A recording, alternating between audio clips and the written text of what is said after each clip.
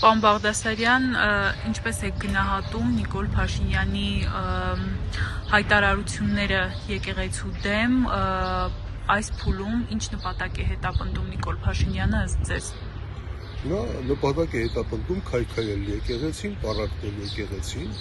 դրա միջոցով պառակտել հասարակությունը, նրան բնականաբար կուսակրոնությունը չի հետաքրքրում, եկեղեցական որևէ խնդիր չի հետաքրքրում, պարզապես նա այնտեղ տեսնում է պոտենցիալ կառույց, համակարգ, որը կարող է համախմբել ժողովրդին եւ վախենալով կորսել իշխանությունը պառակտել է։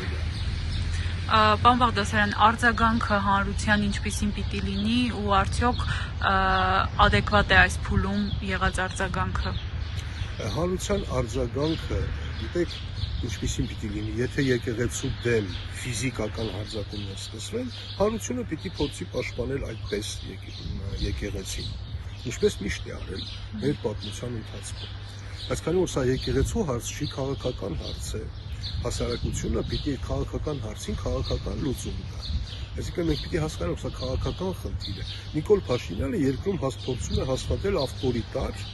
ռեժիմ, որտեղ միանձնյա ինչ ուզի անի։ Դա, եթե հասարակությունը դա չի ընդունում, պիտի դրա դեմ պայքարի քաղաքական մեթոդներով, քաղաքական ուժերը պիտի առաջնորդեն այդ պայքարը։ Սա քաղաքական խնդիր է։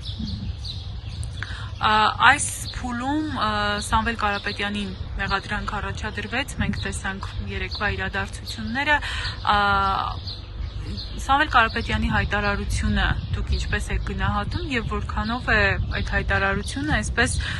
տողատակեր պարունակում այնպես ինչպես մեկնաբանում է Նիկոլ Փաշինյանը։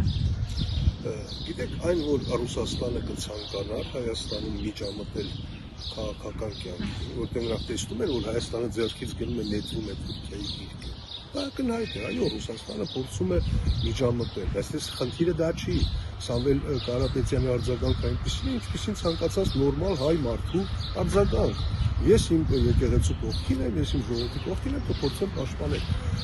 Դա չի վրդովվեցրել Նիկոլ Փաշինյանը։ Վրդովվեցրել է այն, որ նա իդեմս Սամվել Կարապետյանի տեսել է մի ուժ, որը ունի բավարար ֆինանսական լծակներ եւ ամենակարևորը ինքը չի կարող ազդել այդ լծակներին։ Ինքը Հայաստանում գտնվող ցանկացած օլիգարխի կարող է վախեցնել, ահաբեկել, ասել քյաբաբ հետ են բերելու, բանել լցնել բանկերը, Սամվել Կարապետյանին չի կարող։ Եվ երկրորդ մարդը, որի դեպքում չէր կարող, Ռուբեն Վարդանյանն էր, զարմանալի զուգադիպությամբ երկուսն էլ բանտում են, մեկը Բաքվի բանտում, մեկը Երևանի բանտում։ Մնացած բոլորին կարող է վերահսկել Նիկոլ Փաշինյանը, որոնք իրենց հարստությունը կուտակել են Հայաստանում, թալանել են, հավաքել են ինչեր են, նրանց կարող է վերահսկել։ Սամվել Կարապետյանին չի կարող եւ Ռուբեն Վարդանյանին չի կարող, այսինքն այդտեղ վտանգ է տեսել։ Այդտեղ էլ եկեղեցու մասին չի խոսքը։ Իր իշխանության համար վտանգ է տեսել, հարձակվում է այդ վտանգի վրա։ Ինչպես եք պատկերացնում հիմա Նիկոլ Փաշինյանը պարբերաբար այսպես գրառումներով, նախ մի կողմ թե ինչ բառապաշարով, պարբերաբար գրառումներով ասում է, որ վեհափառը պիտի վեհարանը ազատի, խումբ է ձևավորում, ինչ-որ հանձնաժողով է կազմում, ի վերջո այս քայլերը, պարոն Բաղդասարյան, ինչի են հանգեցնելու։ Գիտեք, եթե գործելավոճը նայենք Նիկոլ Փաշինյանի օգտագործած բառապաշարը այդպես հախուռ, անվերահսկելի,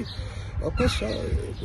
իսկապես ակնհայտորեն առողջական խնդիրներ ունի։ Իսկ այդ դեպքում սա արդեն դուրս է քաղաքական հարթությունից։ Դա պիտի մտահոգի ինչպես բոլոր քաղաքական ուժերը, այնպես էլ քաղաքացիական պայմանագրին, որովհետև եթե այդպիսի իրավիճակը դրանից իջև որևէ պետություն երաշխավորված չի, որ կարող է, այո, առողջության, հոգեկան առողջության հետ խնդիրներ ունեցող մարդը հայտնել իշխանության ղեկին, որևէ մեկը դրանից երաշխավորված չէ։ Բայց դա վտանգավոր է, եթե իր շրջապատը